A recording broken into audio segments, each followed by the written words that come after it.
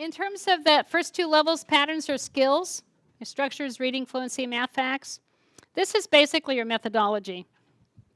It has been for years. You know, we say you got to give a good model, and model always means that there's an imitation, okay? So you always have to be able to imitate. If you can't imitate, then I will shape it. And what that means is I will break the task down into smaller pieces. And so you can imitate. I get to the point where you can do something that you can imitate, okay? And then that means that if you can imitate me, I should be able to give you that product in a way that you can match it, okay? And then I should be able to have you copy that and practice it. And then if we practice enough, we're going to generalize it. We're going to practice it again to transfer it. So practice is actually in multiple places up here. And the result is that you get this input-output model.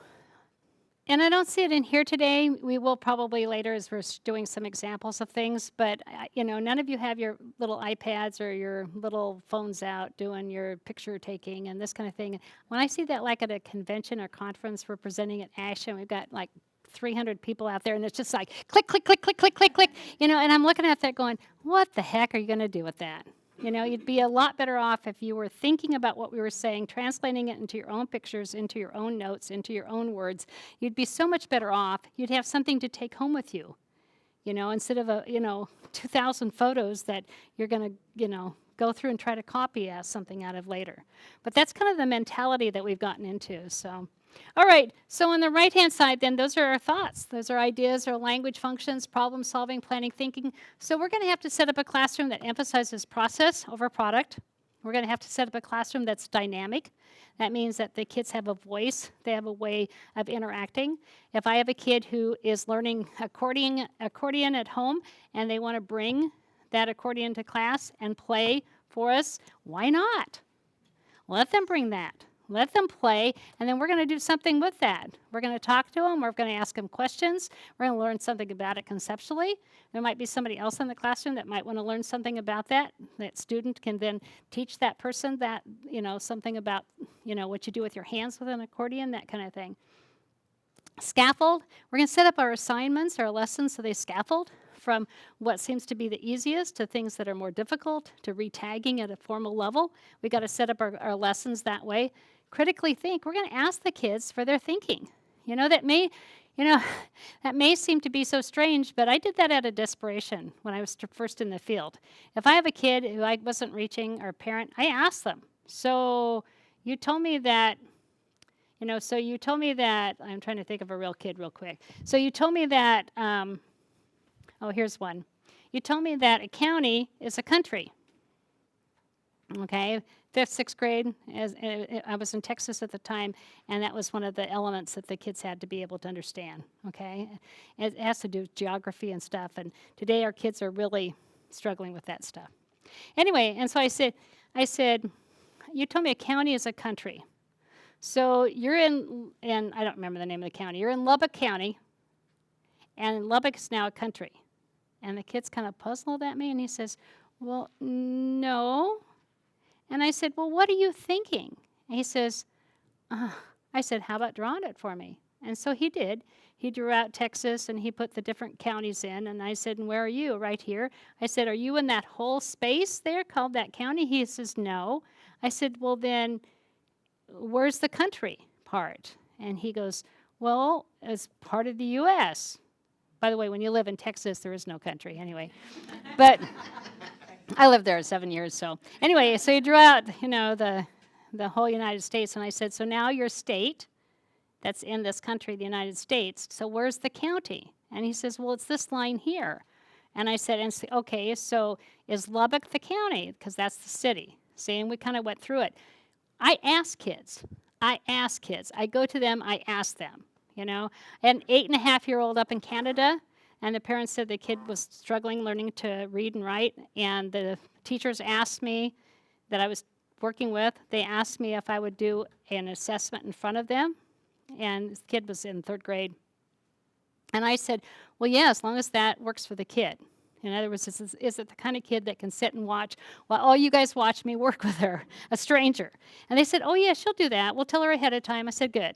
So she came in, sat down, and I said, so I understand you're having trouble reading at school. And she goes, yeah. I said, so what's the problem? She says, well, I just can't see it. I can't see. And I kind of looked at the parent, I looked at the teacher that was there, and they start crying. It was like, she can't see it. It's like, if you can't see it, then why do you keep trying to do that, see? So it's like, we got to teach her a different way. She basically went through exactly how she learned. She just sat there and told me all about it, and we sat and drew it out together and everything. I said, well, then we need to figure out how to take information off this page a different way. And then I showed her how to do that with some shapes and stuff. But it's like, ask. Because, a lot of our kids do have language, and they can talk, and they can draw for us, those that don't. And some of them show it nonverbally in their behavior, and they tell us, I can't do this, I can't do this, I can't do this. Well, then what can they do? Look at what they can do. And that's this critical thinking piece. If they don't ever have a voice, if we don't ever assign meaning to what they say and validate that, they can't ever really critically think. Does that make sense? Critically think is being able to think for yourself, to work through problems yourself. Okay? Synthesize. I use this one because, well, you know where it comes from. It comes out of cognitive psych, and it comes out of like Bloom's taxonomy, that kind of thing.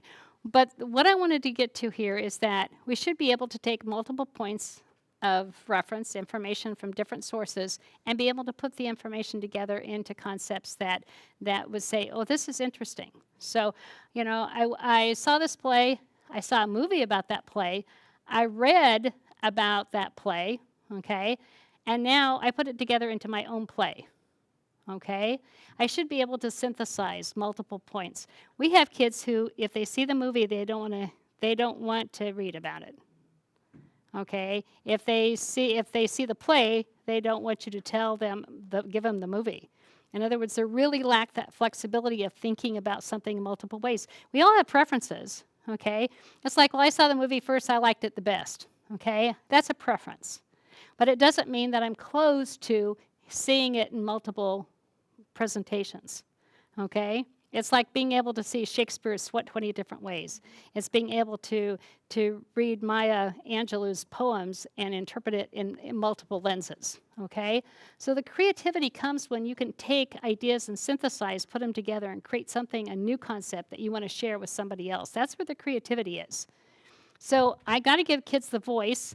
I have to give them enough material, enough information. They have to have a chance to be able to write, draw, talk about it, sing about it, play, play out in the way in which they can do that. Does that make sense with everybody? We often think that creativity just happens. And it doesn't just happen. It's often a talent, but it doesn't mean you're creative. All right? So to be creative, you really have to be able to bring this thinking in. I missed analyze, but analyze is the same way. I should be able to take an idea and break it down into pieces and analyze it. Okay? And then basically come back and do something with that. So, I heard this song in a violin. I think I can take the same song and put it on the piano. And the person analyzes from the sound perspective of that song and comes over and plays it on the piano. We're using what they know, so we know that the brain likes to work off of connections that we have. And then you get a chance to do something with it, the sharing out of the different songs and why you like them and what parts of them that you like, and then what that might get translated to in terms of other people writing their songs and their lyrics. And some of those are poems, and they have different type of pieces to them, and some of them aren't. And you can talk about that, and then the kids can create their own.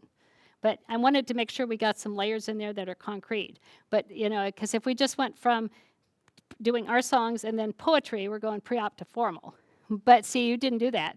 She didn't do that. She did the discussion and all the pieces that went in there. Just make sure you have plenty of that concrete.